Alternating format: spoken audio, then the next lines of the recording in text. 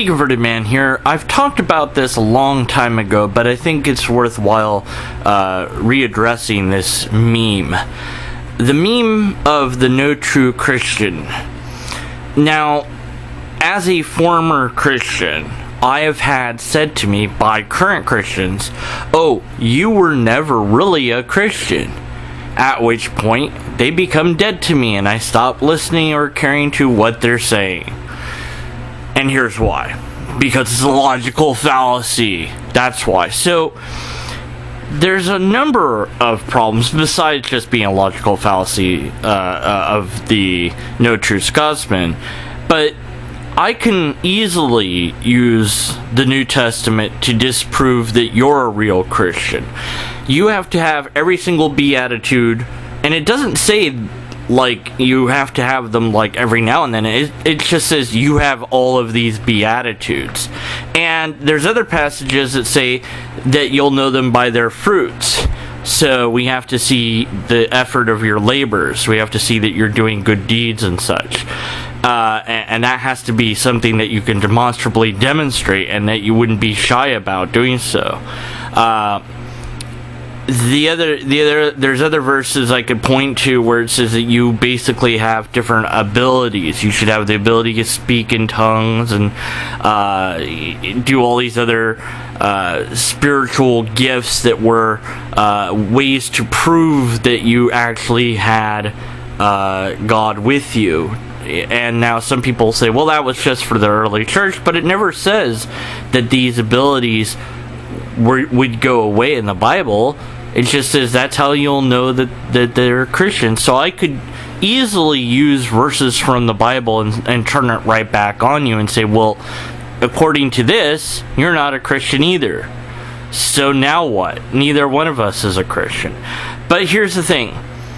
If you really want to make the point that the Bible has a criteria that establishes what a real Christian is, then basically you've just proven that I should be skeptical of the Bible, at least the New Testament, if not the Old, because you've proven that there's a logical fallacy in there, that of the no true Scotsman. Now, there's a difference between defining a thing and saying that you're not really that thing unless you do X, Y, and Z. And saying you're not really the thing unless you do X, Y, and Z is the no true Scotsman. Whereas what a thing is or what a group is the definition. So you can call yourself an atheist but believe in God. That's not what the definition of atheist is, but it's not copyrighted, so anyone can call themselves any title that they want to, and it doesn't have to fit the definition. Of course, that leads to natural language issues, but they can do that.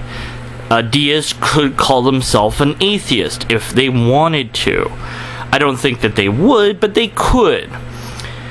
In a social situation, when someone says, I am X, whatever that X is, unless it's an unreasonable statement, we should assume innocence until guilt is proven. I am a skeptic. Okay, I'm going to believe that you're a skeptic unless I see evidence to the contrary that you're a skeptic. Or I am an atheist. Again, I'm going to assume that you're being honest with me unless I see reasons to doubt that.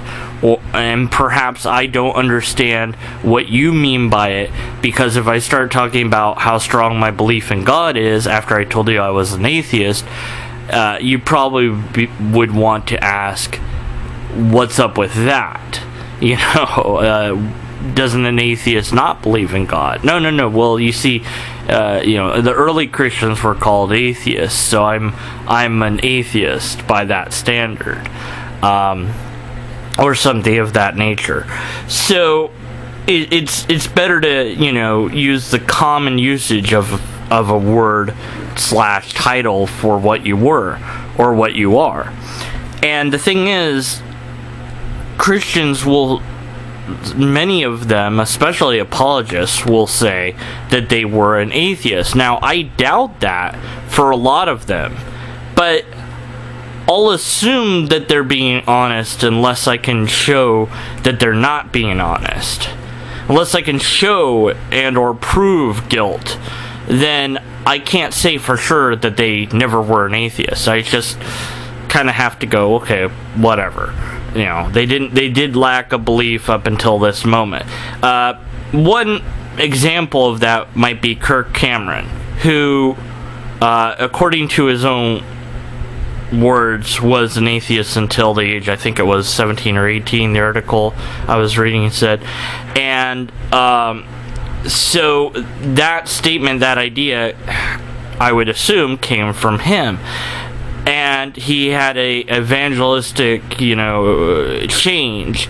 And after that, he became very difficult to work with, getting people fired from the show and demanding that, certain topics not be covered and all this, because now, he's evangelistic Christian and he's got a high moral ground and, all this. And I'm sure it was a real pain in the rear end for the rest of everyone else around him.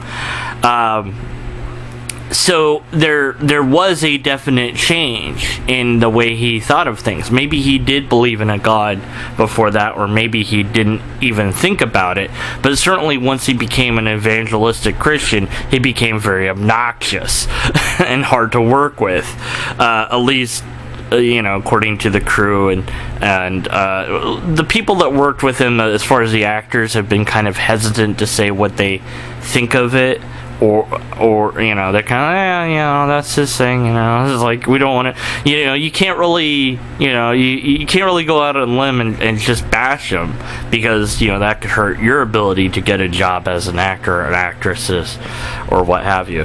But at any rate, so I would never say to someone, oh, you were never really an atheist, unless I had proof that that was true. And so what happens when you say, oh, you weren't a Christian to me, is basically you've gone against the Bible, because you've created a stumbling block for me, and I no longer want to talk to you. I don't care what you have to think or say or anything else. You're dead to me. That's it. I've blocked you. I've muted you. You're done. And the only way to recover from that would be to make a formal apology video and to tell someone that knows me that you made it, and I'll go look at it. And if it's sincere and actual, then I'd be like, okay, fine. You withdraw formally the statement that I was not a Christian, and that you apologize sincerely and vehemently and ask for forgiveness for saying such a horrid thing to me. Then you'll become undead to me, which I guess means you're a zombie now. No. It just means I'll interact with you again. This is also, of course, special knowledge, because you have to have a special knowledge of how the Bible is interpreted to make such a claim, and is a doctrinal thing rather than something that you can really stand behind, because everybody has different doctrines. So unless you have some sort of system to determine which doctrine is correct, which so far has never been devised, then why should I care what you think that the Bible says? Just accept that I was a Christian for a certain amount of years, and that I'm now not a Christian. And there's support for this even in the Bible. There's the story of the lost sheep and the prodigal son. I don't know if there's other stories like that, but I think that those two should be enough to say, well, maybe you've lost your faith for now, but maybe you'll come back. But certainly one way to prevent me from ever coming back is to basically call me a liar, which is what you're doing when you tell me I never was a Christian. And so if you are a Christian yourself and you have performed this meme of saying you weren't really a Christian, stop it. It's a logical fallacy of no true Scotsman, or in this case, no true Christian. And if you did prove that it was in the Bible, then you've proven that there's a logical fallacy in the Bible, which means I have to be skeptical of the conclusions of the Bible, which means I certainly won't become a Christian now. And then, of course, the social issue, which is you've irritated and upset me, and I just don't want to talk to you anymore because of it is, to me, a personal insult. So don't do that meme. It's just bad, no matter how you look at it, and of course I could turn it around right back at you. But I won't, because if you say it to me, you're dead to me, and that's the end of that.